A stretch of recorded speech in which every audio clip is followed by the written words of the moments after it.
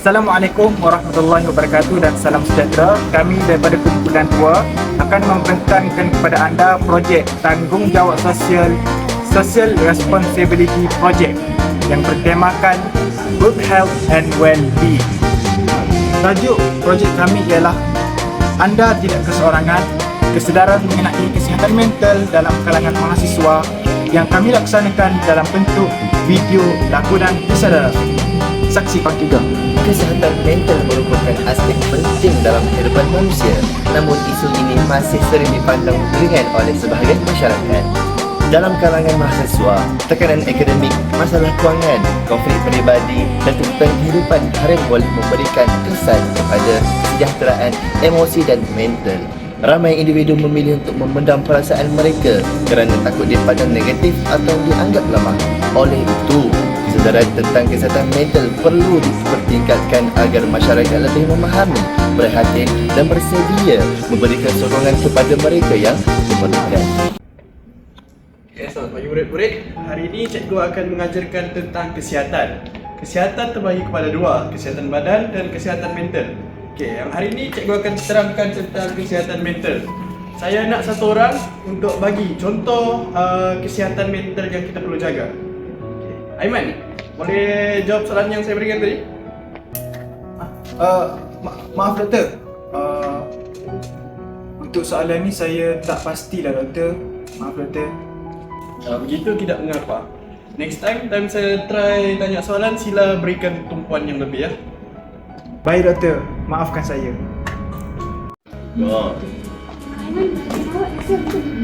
Belum, saya tak siap lagi. Jangan lupa tahu sebab deadline tinggal 2 hari lagi. Oh, baik-baik, saya akan cuba untuk siapkan. Biasanya awak bekerja awal, kenapa ni? Maaf, saya sekarang ni penat sikit.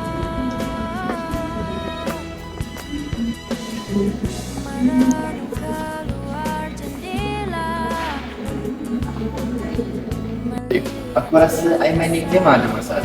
Apa ni perasaan? Dia dah tak macam dulu. Dulu dia paling aktif dalam kelas. Kan? Sekarang dia lebih banyak diam. Pasal Aiman?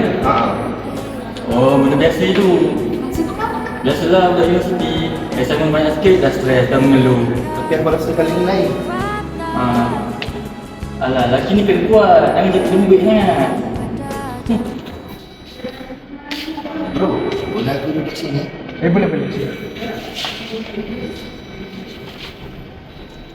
Aiman, kau okey ke?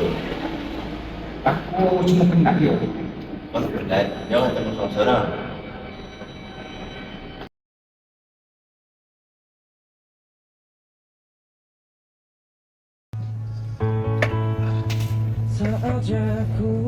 Ya Aiman, macam mana keadaan kau sekarang? Alhamdulillah okey. Kadang-kadang tak okey. Kadang-kadang nampak macam tak okey je. Jom kita pergi jumpa kaunselor. Tak nak lah. Jom. Aduh, apa ni?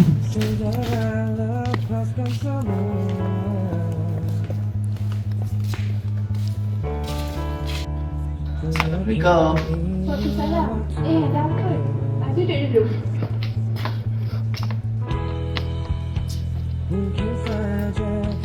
Kawan saya ni doktor. Dia ada masalah. Salah apa tu? Jom cerita. Masalahnya awak perlu uruskan masa awak dengan betul.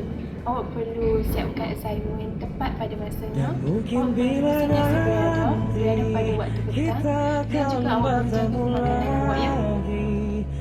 Baik doktor, terima kasih banyak-banyak. Terima kasih. Feel the energy collide, lights reflecting in your eyes. We don't need a reason why. Touch the aku tak bisa menyerah. Assalamualaikum. Faris. Assalamualaikum. Assalamualaikum. Cinta. Aiman, kau dah kirim sekarang ni.